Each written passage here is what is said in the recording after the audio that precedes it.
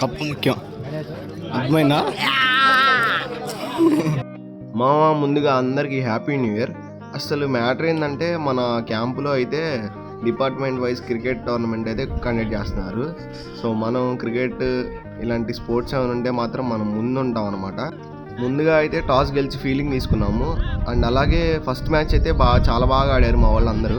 So first match అయితే గెలిచేసాం. అలాగే second match start చేసినప్పుడు అయితే అందరూ ఒకే మాట అన్నారు, వన్ సైడ్ మ్యాచ్, మీరు అందరూ ఓడిపోతారని. కాకపోతే అసలు జరిగిన విషయం ఏందో చూడండి మీరు.